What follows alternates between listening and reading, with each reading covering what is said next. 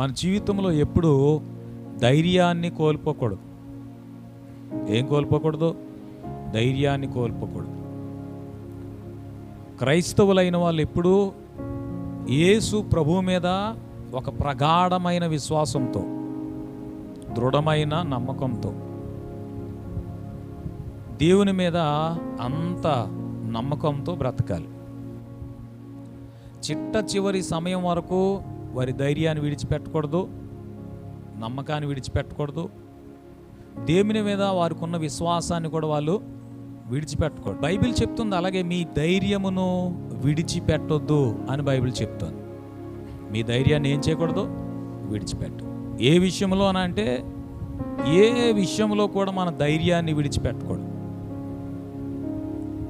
ముఖ్యంగా దేవుని విషయానికి వచ్చేసరికి మన ధైర్యాన్ని మనం విడిచిపెట్టకూడదు. చాలా ధైర్యంగా, చాలా నమ్మకంతో మనం బ్రతకాలి. బైబిల్లో విశ్వాసమే అన్నిటికీ ఆధారంగా కనిపిస్తుంది. మనం యేసు ప్రభు దగ్గరకు వచ్చాం అని అంటే విశ్వాసంతో వచ్చాం. అది చిన్నది కానివ్వండి, పెద్దది కానివ్వండి,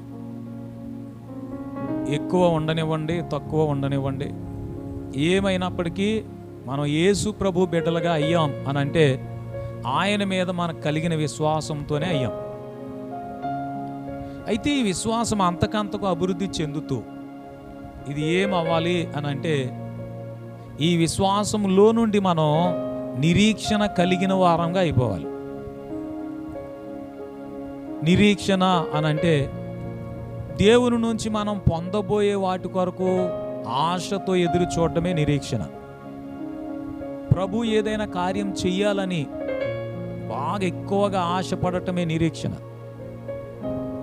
ప్రభు నాకు తప్పకుండా మేలు చేస్తాడని ఏ పరిస్థితుల్లోనైనా ప్రభువు మీద నమ్మకాన్ని కలిగి ఉండటమే నిరీక్షణ.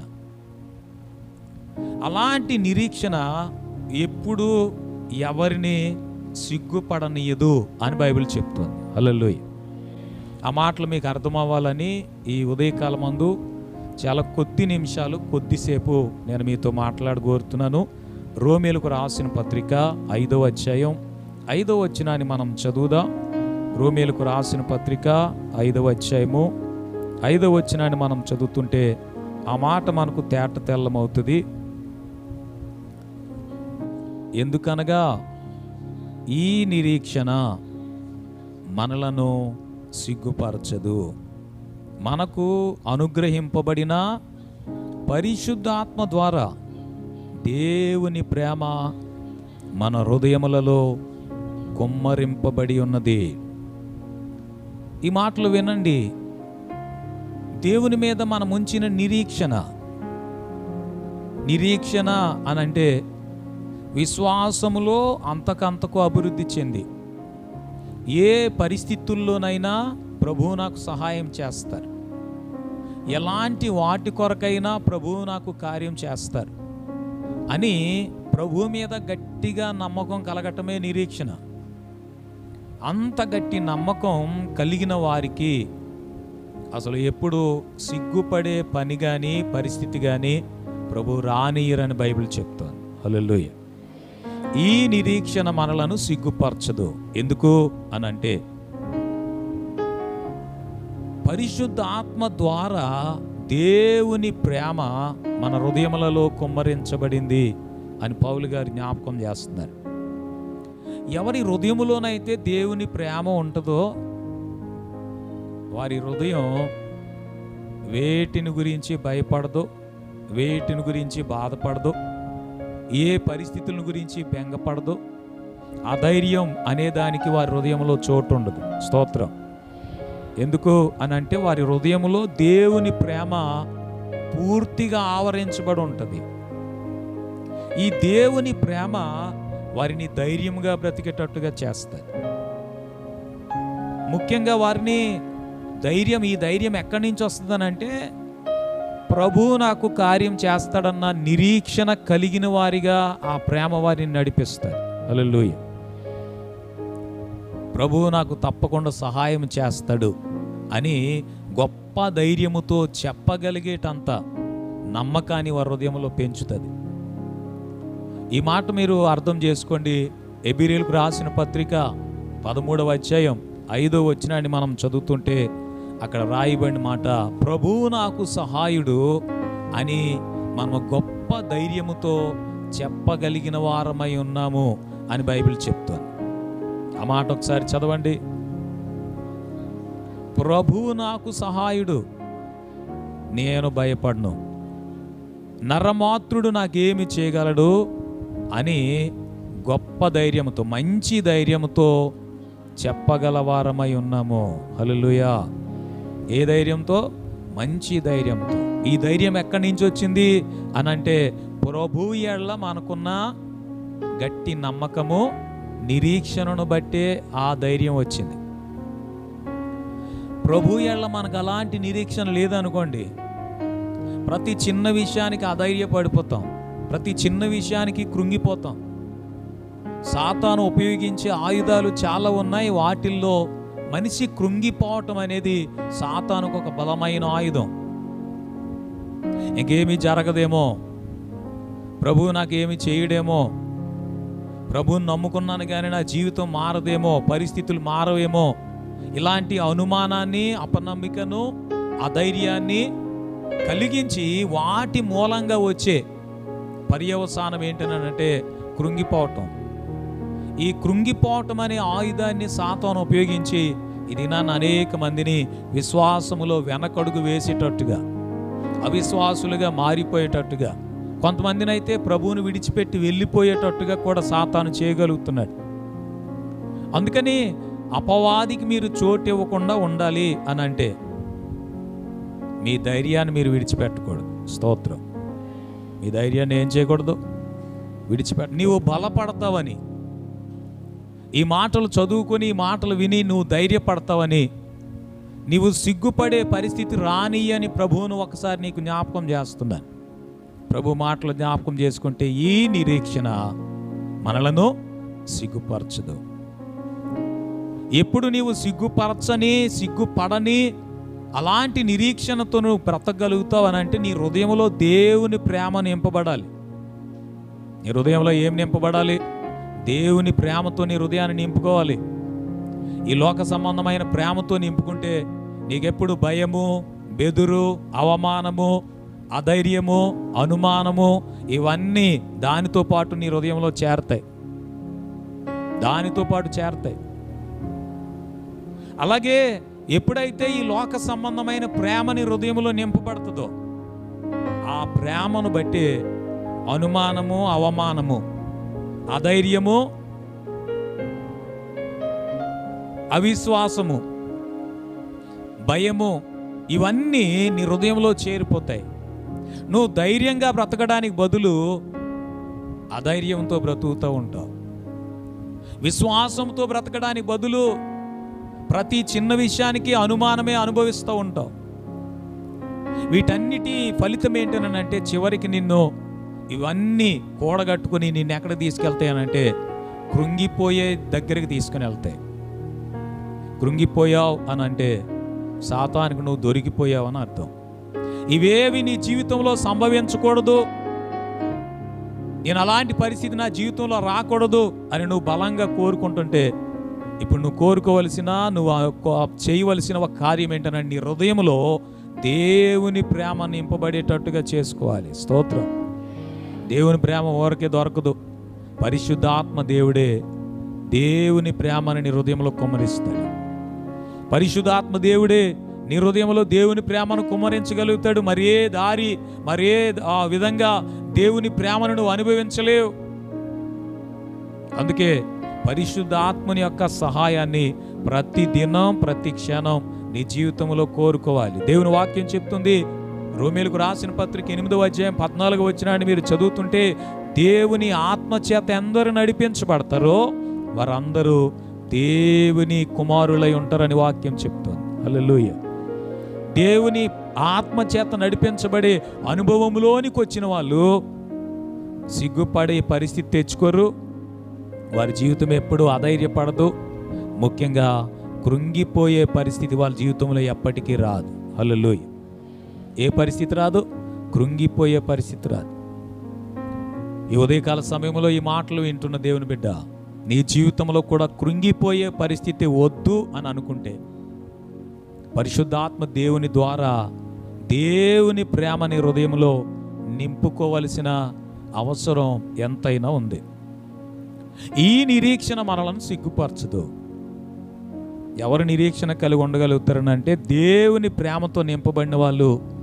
వారికి ఉండే నిరీక్షణ ఒక అద్భుతమైన రీతిలో ఉంటుంది. స్తోత్రం చెప్పాలి.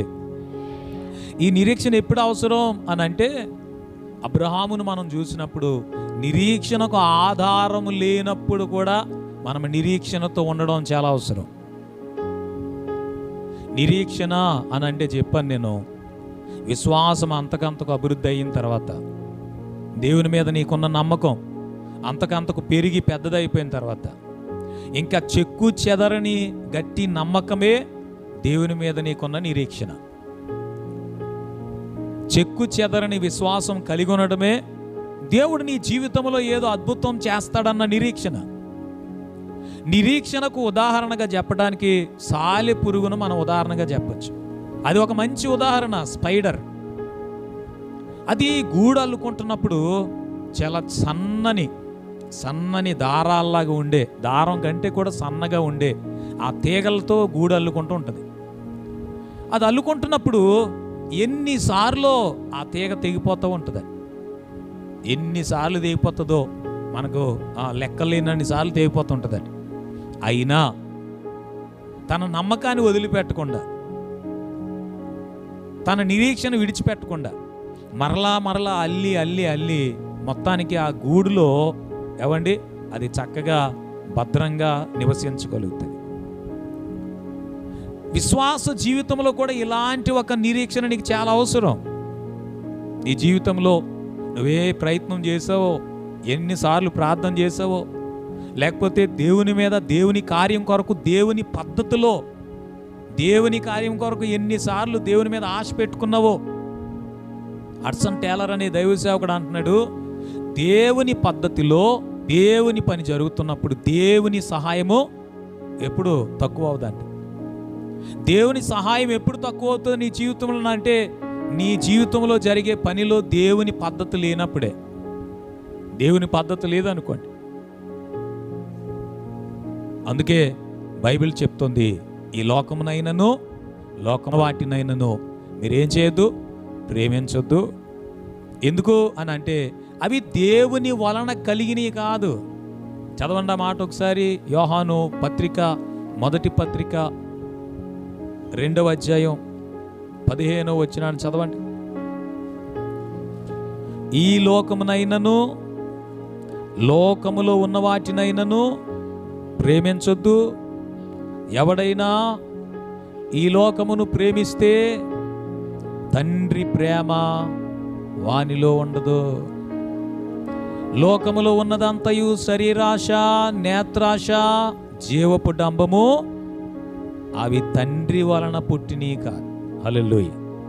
దేవుని ప్రేమకు లోక ప్రేమకు తేడా ఎలా తెలుస్తుందండి అంటే, దేవుని ప్రేమలో ఈ 3 ఉండవు. శరీరాశ ఉండదు, నేత్రాశ ఉండదు, జీవపు డంబం అసలే ఉండదు. ఏముండదు?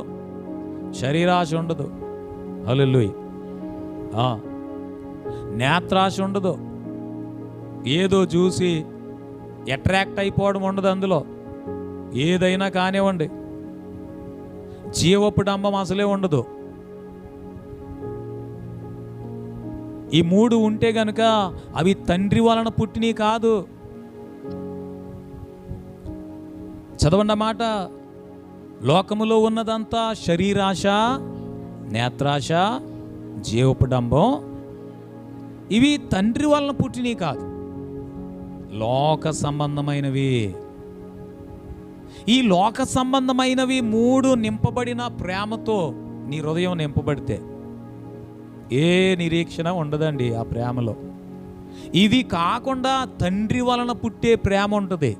అది పరిశుద్ధ ఆత్మ ద్వారా మాత్రమే మనకు దొరుకుతుంది. హల్లెలూయా చెప్పాలి.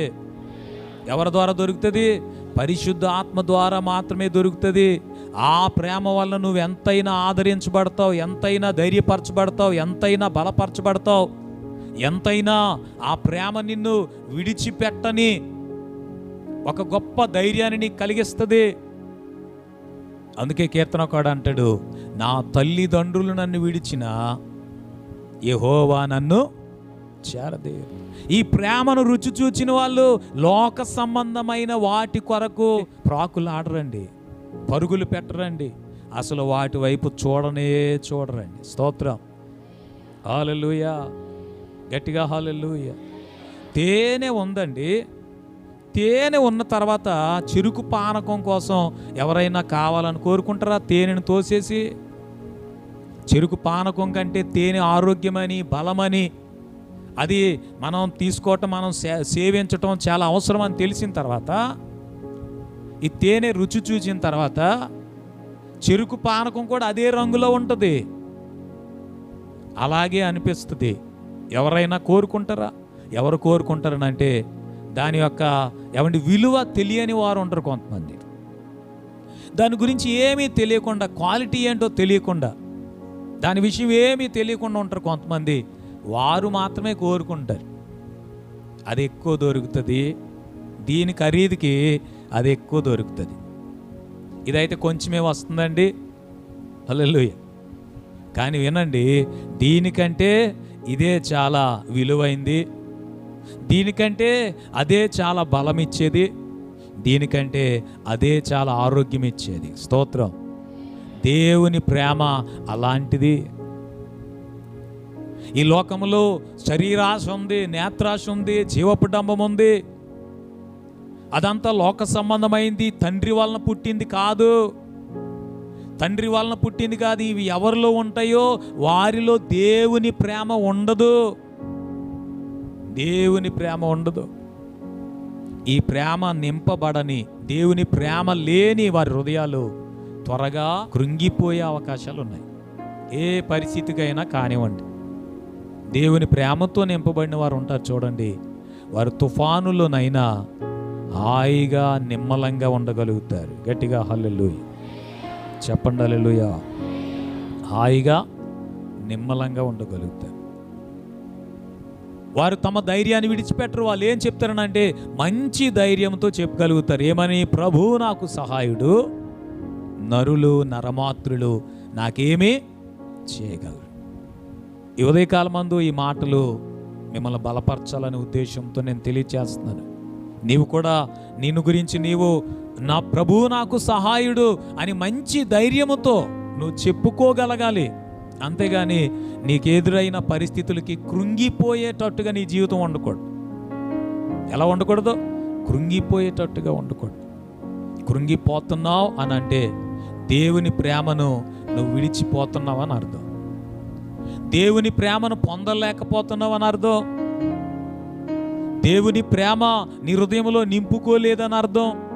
అందుకే నీ హృదయాన్ని ఖాళీగా వదిలిపెట్టకుండా నిన్ను సిగ్గుపరచని నిరీక్షణ నీకు కలుగ చేసే దేవుని ప్రేమ పొందడానికి నువ్వు ఎంతైనా ప్రయాసపడు. నీ జీవితం ఆశీర్వాదం పొందకపోతే అన్నాడు. స్తోత్రం చెప్పాలి, హల్లెలూయా. ఈ నిరీక్షణ ఎప్పుడు కావాలనంటే అసలు మనం నిరీక్షించటానికి ఆధారం లేనప్పుడు కూడా నిరీక్షణ మనకు కావాలి. రోమీయులకు రాసిన పత్రిక 4వ అధ్యాయం 18వ వచనంలో అబ్రహాము కలిగి ఉన్న నిరీక్షణ గురించి మనం చదువుతాం. అబ్రహాము యొక్క నిరీక్షణ మనం నేర్చుకోవటానికి ఆ వచనం చదవాలి. త్వరగా చదవాలి. రోమీయులకు రాసిన పత్రిక 4వ అధ్యాయం 18వ వచనం. ఓకే,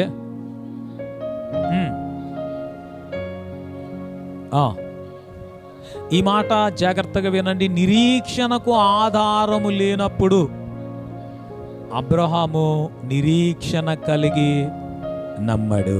హల్లెలూయా. అసలు నిరీక్షణ కలిగిన వారి జీవితాలు ఎలాగుంటాయనంటే ఏ ఆధారం లేకపోయినా, అంటే దేవుని మీద నమ్మకం ఉంచడానికి ఆధారం ఏమి లేకపోయినా, మీకు అర్థమయ్యే సందర్భం చెప్పాలంటే యోబును జ్ఞాపకం చేయాలి. యోబు సందర్భం మీరు యోబు గ్రంథం 1వ అధ్యాయం అంతా చదవండి. చదివితే ఒక్కరోజునే అన్నీ కోల్పోయాడు యోబు. అన్నీ కోల్పోయాడు యోబు. అన్నీ అన్నీ అన్నీ తన జీవితంలో విలువైనవన్నీ కోల్పోయాడు యోబు. అలాంటి పరిస్థితి గనక మనలో ఎవ్వరికి సంభవించినా మనము ఈనాటికి బ్రతికి బట్ట కట్టి ఉండే వాళ్ళం కాదే కాదు. అన్నీ కోల్పోయాడు. అన్నీ కోల్పోయిన తర్వాత చచ్చిన పాముని ఇంకా చంపుతారు ఎందుకంటారుగా, అలా చేసినట్టు ఏమండి తన భార్య వచ్చి అంటది, ఇంకా యథార్థతను వదలకుండా ఉంటావా అంటుంది. ఆ పదాన్ని నేను ఇప్పుడు మీకు ఏమని చెప్తున్నానంటే, ఇంకా దేవుని మీద నీకున్న నిరీక్షణ, ఇంకా ఏం జరుగుతుంది అనేది చూస్తున్నావు, ఇంకా నీ జీవితంలో ప్రభు ఏం చేస్తాడని అనుకుంటున్నావు, ఇంకా ఏమైనా జరుగుతుందా, జరగాల్సిందంతా జరిగిపోయింది, మొత్తం అన్నీ నీ జీవితంలో కోల్పోయావు, మిగిలింది నేను ఒక్కదాన్నే అన్నట్టు చెప్తుంది. నన్ను ఉండమంటావా, మా అమ్మగారింటికి వెళ్ళిపోమంటావా? స్తోత్రం చెప్పాలి. హల్లెలూయా. క్రైస్తవ వివాహములో చేసే ప్రమాణాలు ఉంటాయి.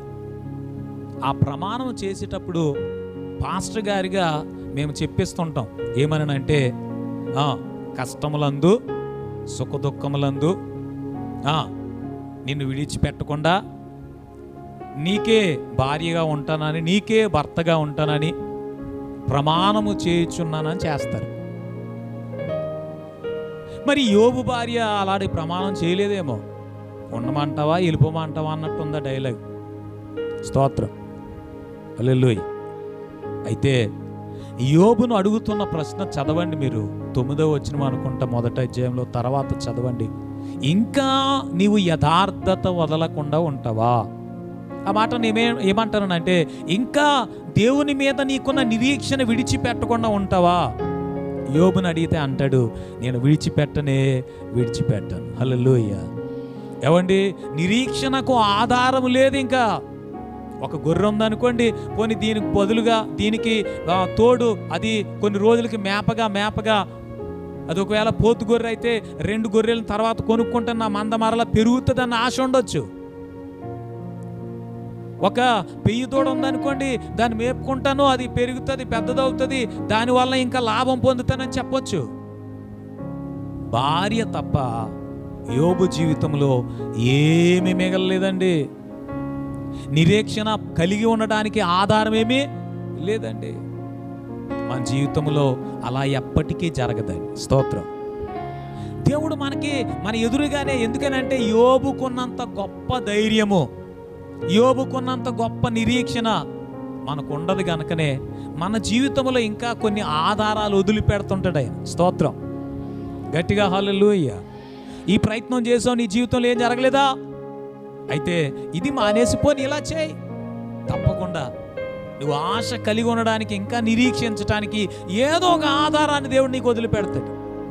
ఎందుకనంటే విశ్వాసంలో నువ్వు అంత అభివృద్ధి చెందలేదని సంగతి నీకంటే దేవునికే బాగా తెలుసు కనుక. హల్లెలూయా. తెలుసా, పేతురుతో యేసు ప్రభు మాట్లాడితే ఏమన్నాడనంటే, పేతురు, నువ్వు తప్పిపోకుండా ఉండడం కొరకు నీ కొరకు నేను వేడుకున్నాను అంటున్నాడు. కారణం ఏంటనంటే, గోధుమలను చల్లించినట్టుగా సాతాను నిన్ను జల్లించాలని కోరుకున్నాడు. నిజంగా నిరీక్షణ అనేది ఎప్పుడు కూడా మనకు ఉండాలనంటే, నిరీక్షణకు ఆధారం లేనప్పుడు కూడా మన జీవితంలో ఏం వదిలిపెట్టకూడదు? నిరీక్షణ వదిలిపెట్టకూడదు. రెండోది, జకర్యా గ్రంథం 9వ అధ్యాయం 12వ వచనం చదివితే, మన జీవితంలో ఎన్ని బంధకాలున్నా, ఎన్ని బాధలున్నా, ఎలాంటి పరిస్థితులు మన జీవితంలో ఎదురైనా దేవుని ఎడల మనకున్న నిరీక్షణ మనం విడిచిపెట్టకూడదు. జకర్యా గ్రంథం 9వ అధ్యాయం 12వ వచనాన్ని తీసిన వాళ్ళు చదవండి. బంధకములలో పడియుండియు నిరీక్షణ గలవారలారా, మీ కోటను మరలా ప్రవేశించండి, 2 అంతలుగా మీకు మేలు చేస్తానని నేడు నేను మీకు తెలియజేస్తున్నాను. హల్లెలూయా. ఈ మాట వినండి. నిరీక్షణ కలిగిన వారికి 2 అంతల మేలు. నిరీక్షణ కలిగిన వారికి ఎంత మేలు? 2 అంతల మేలు. ఎందుకనంటే మీ విశ్వాస పరిమాణమును బట్టే ప్రభు యొక్క కార్యాన్ని మీరు పొందుతారు. స్తోత్రం గట్టిగా. విలియం కేరీ అనే దైవ సేవకుడు చెప్పాడు ఏంటనంటే, దేవుని కొరకు గొప్ప వాటిని చేయండి, దేవుని నుంచి గొప్ప వాటిని నిరీక్షించండి అని చెప్పాడు. గొప్ప వాటిని నిరీక్షించండి, గొప్ప వాటిని ఎక్స్పెక్ట్ చేయండి. దేవుని కొరకు గొప్ప వాటిని చేయండి. హల్లెలూయా. బంధకాలలో ఉండి కూడా నిరీక్షణ కలిగి ఉంటే, ఎన్ని బాధలున్నా, ఎన్ని ఇబ్బందులు కలుగుతున్నా, ఎలాంటి పరిస్థితులు ఎదురవుతున్నా నిరీక్షణను విడిచిపెట్టకుండా ఉంటే అటువంటి వారికి రెండంతల మేలు. స్తోత్రం చెప్పాలి. ఏమండి, యోబుని మరలా మనం జ్ఞాపకం చేసుకుంటే, యథార్థను వదిలిపెట్టవా అని భార్య అడిగింది. యోబు ఇంకా దేవుని మీద నిరీక్షణ కలిగి ఉన్నాడు. స్తోత్రం. ఇంకా నేను ఆయన్నే నమ్ముకుంటానని చెప్పాడు. ఇంకా ఆయన మీదనే నిరీక్షణ ఉంచు నా ప్రాణమా అని చెప్తున్నాడు. అలా చెప్పినందుకు యోబుకు కలిగిన లాభము, యోబుకు కలిగిన మేలేంటనంటే రెండంతలుగా మేలు పొందాడు. స్తోత్రం. హల్లెలూయా. అంతకుముందు యోబుకు 1000 గొర్రెలు ఉండేవి, ఆ తర్వాత 2000 గొర్రెలు అయినాయి. ప్రతిదీ డబల్. బంధకాలలో ఉన్నప్పుడు కూడా దేవుని మీద మనకు నిరీక్షణ ఉండాలి. నిజంగా దేవుని కొరకు ఎదురు చూసిన వాళ్ళు ఎవ్వరు సిగ్గుపడరండి. దేవుని కొరకు ఎదురు చూడకుండా దిక్కులు చూసిన వాళ్ళే వాళ్ళ జీవితంలో కావాలని కొని తెచ్చుకుంటారు. ఏంటి అనుకుంటున్నారు? సిగ్గు, అవమానాన్ని తెచ్చుకుంటారు. దేవుని కొరకు ఎదురు చూసిన వాళ్ళకి మెప్పును మహిమయు కలుగుతుందని పేతురు తన మాటల్లో చెప్తున్నాడు. ఒకసారి ఆ మాట చదువుదాం. పేతురు రాసిన మొదటి పత్రిక 1వ అధ్యాయంలో, అటు వారికి మెప్పుయు మహిమయు కలుగుటకు కారణమవుతుందని పేతురు మాట్లాడుతున్న ఒక మాట మనం చదువుదాం. 7వ వచనాన్ని చదువుదాం. నశించిపోయే సువర్ణం అగ్ని పరీక్ష వలన శుద్ధపరచబడుతుంది కదా, దానికంటే అమూల్యమైన మీ విశ్వాసం ఈ శోధనల చేత పరీక్షకు నిలిచినదై యేసుక్రీస్తు ప్రత్యక్షమైనప్పుడు మీకు మెప్పు, మహిమ, ఘనత కలగడానికి కారణమవుతుంది. హల్లెలూయా. నేను చెప్పాను కదా, నిరీక్షణ అంటే ఏం కాదు, విశ్వాసం అంతకంతకు అభివృద్ధి చెంది గొప్పదైపోయినప్పుడు వాళ్ళకుండే నిరీక్షణ చాలా గొప్పగా ఉంటుంది. మీ అమూల్యమైన విశ్వాసం పరీక్షించబడుతూ ఉంటుందండి. ఎప్పుడు పరీక్షలు వస్తాయి. స్తోత్రం. గట్టిగా హల్లెలూయా. క్రైస్తవ విశ్వాసానికి ఏమొస్తాయి? పరీక్షలు వస్తాయి. పరీక్షలు వస్తే ఆ పరీక్షలకు మనము ఆగిపోయాం అనుకోండి, ఇంకా పెద్ద మెప్పేం ఉండదు, గొప్ప ఏమి ఉండదు జీవితంలో. స్తోత్రం. గట్టిగా హల్లెలూయా. ఏముండదు? పెద్ద మెప్పేముండదు. అలా కాకుండా ఈ విశ్వాసానికి కలిగే పరీక్షకు నిలిచిన వారైతే, లోకములో ఉన్న వాటి కొరకు చూడకుండా, దిక్కులు చూడకుండా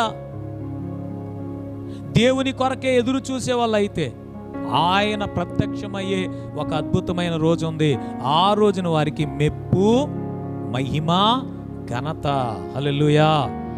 బంధకాలలో ఉన్నప్పటికీ, ఎన్ని బాధలు ఉన్నప్పటికీ, ఎలాంటి పరిస్థితులు అనుభవిస్తున్నప్పటికీ తొందరపడిపోయి, కంగారు పడిపోయి, దొరికిన దాంతో సంతోషపడిపోయి, స్తోత్రం, దీనికంటే శ్రేష్టమైన జీవితాన్ని, శ్రేష్టమైన దీవెనలను, శ్రేష్టమైన ఆశీర్వాదాలు ప్రభువు మీకు ఇస్తున్నాడన్న నమ్మకాన్ని వదిలిపెట్టకుండా, హల్లెలూయా, గట్టిగా హల్లెలూయా. 10th క్లాస్తో దొరికే ఉద్యోగాలు ఉంటాయి, అలాగే పీజీతో దొరికే ఉద్యోగాలు ఉంటాయి. 10th క్లాస్తో దొరికిన ఉద్యోగానికి, పీజీ చదివిన వాళ్ళకి దొరికే ఉద్యోగానికి, దానికి సరిపడే ఉద్యోగానికి సమానమైన పొంతన ఎక్కడైనా ఉంటుందండి? ఉండదు. అలాగే నువ్వు తొందరపడిపోయే జీవితంలో నాకు ఇది చాలులే అని అనుకుంటే, దీనికంటే శ్రేష్టమైన దేవుడు ఇవ్వాలనుకున్నప్పుడు ఇంక దాంతో సరిపెట్టుకోవడమే నీ జీవితంలో ఉంటుంది. మెప్పు, మహిమ, ఘనత కలగడానికి నీ జీవితంలో దేవునికి అవకాశం ఇవ్వను. అలా కాదనుకుంటే బంధకాలలో ఉన్నప్పటికీ, హల్లెలూయా, ఏమున్నప్పటికీ, బంధకాలలో పడి ఉన్నప్పటికీ నిరీక్షణ కలిగి ఉంటే నీకు రెండంతలుగా ఆయన మేలు చేస్తానని చెప్తున్నాడు. స్తోత్రం. చెప్పాలి ఒకసారి హల్లెలూయా. కొంచెం గట్టిగా హల్లెలూయా. నిరీక్షణ అనే పదం మీకు అర్థం అవ్వాలనంటే, ఇప్పుడున్న పరిస్థితులన్నిటిలోనూ ప్రభు తప్పకుండా నాకు సహాయం చేస్తాడన్న గొప్ప ధైర్యంతో బ్రతకటమే నిరీక్షణతో బ్రతకటం. ఇప్పుడున్న పరిస్థితులే కాదు, రాబోతున్నవి ఏవైనా సరే, రాబోయే పరిస్థితులు ఏదైనా. ఏవండి, రోమీలకు రాసిన పత్రిక 8వ అధ్యాయంలో 38 నుంచి మీరు ఆ కిందకు చదువుతుంటే పౌలు గారు మాట్లాడుతున్నారు. ఎత్తైన లోతైన, మరణమైన జీవమైన, ఉన్నవైనా రాబోనవైనా, దేవదూతలైన, అధికారులైన, ఏవండి ప్రభుత్వమైన ఏదైనా కానివ్వండి, దేవునిలో నుంచి నిన్ను వేరు చేయటానికి వచ్చే పరిస్థితులు ఏదైనా ఎదురైనా, అలాంటప్పుడు కూడా దేవుని వదిలిపెట్టకుండా ఉండటమే నువ్వు నిరీక్షణ కలిగి ఉన్నావు అనడానికి ఒక మంచి రుజువు. స్తోత్రం. దేవుణ్ణి విడిచిపెట్టేసే, దేవునికి దూరం అయిపోయే పరిస్థితులు ఏది వచ్చినా నువ్వు దేవుని వదిలిపెట్టకుండా ఉండగలగటమే నీకు నిరీక్షణ ఉందనడానికి ఒక రుజువు. స్తోత్రం. లేదు, నీకు ఎదురైన పరిస్థితులకి దేవుణ్ణి వదిలిపెట్టేసి మళ్ళీ వస్తానులే ప్రభువా, బతుకుంటే మరలా ఒకసారి కలుసుకుందాం, అంతవరకు సెలవు అని అంటే, అలాగ దేవునికి నువ్వు చెప్పేసి వెళ్ళిపోతున్నావు అని అంటే నీ నిరీక్షణ ఎక్కడో వదిలిపెట్టేసావని అర్థం. ఏ పరిస్థితులు వచ్చినా నీ నిరీక్షణ వదిలిపెట్టకుండా ఉంటే గనుక రెండంతలుగా నువ్వు మేలు పొందుతావు. అంతేకాదు, పేతురు చెప్తున్నాడు, అయ్యా ఏంటి దీనికి పరిస్థితి, దీనికి వచ్చే ఫలితం ఏంటి అని అంటే, యేసు క్రీస్తు ప్రత్యక్షమైనప్పుడు మెప్పు, మహిమ, ఘనత నీకు కలుగుతుంది. 27వ కీర్తన 13వ వచనాన్ని మనం ఒకసారి చదువుతాం. 27వ కీర్తన 13వ వచనాన్ని చదువు. సజీవుల దేశములో నేను యెహోవా దయను పొందుదునన్న నమ్మకం నాకు లేని యెడల నేనేమవుతునో. ఈ మాట చూడండి, ఈ మాట ఎలా చెప్తున్నాడనంటే గొప్ప నిరీక్షణతోనే ఇతడు మాట్లాడుతున్నాడు. స్తోత్రం. ఒకసారి గట్టిగా, సజీవుల దేశంలో యెహోవా దయను పొందుదునన్న నమ్మకం నాకు లేకపోతే, చుట్టూ వ్యాధి అలుముకొని ఉంది, చుట్టూ పరిస్థితులు చాలా దారుణంగా ఉన్నాయి, అసలు బ్రతుకుతాము అన్న ఆశే లేని పరిస్థితులు ఉన్నాయి. ఇలాంటి పరిస్థితుల్లో దేవుని పిల్లలకు ఉండవలసింది ఏంటనంటే నిరీక్షణ. స్తోత్రం. వాళ్ళు చెప్పాల్సిన మాట ఏంటనంటే, సజీవుల దేశంలో యెహోవా దయను పొందుతాను అన్న నమ్మకంతో మనం బ్రతకగలగాలి. స్తోత్రం. ఎవరి దయ? యెహోవా దయ. ప్రభు మాత్రం అన్ని పరిస్థితుల్లో అందరికీ, ఆయనను నమ్ముకున్న వారికి తప్పకుండా ఆయన సాయం చేస్తాడు. స్తోత్రం చెప్పాలి. కనుక నీకు ఉండాల్సిన నిరీక్షణ ఏంటనంటే, సజీవుల దేశంలో యెహోవా దయను నేను పొందుతాను. ఎవరి దయ? యెహోవా దయను పొందుతాను అన్న నమ్మకం నువ్వెప్పుడు విడిచిపెట్టకూడదు. ఒక చిన్న ప్రార్థన చేద్దాం. తల్ల వంచి కళ్ళు మూసి. Subscribe now and press the bell icon. Never miss an update.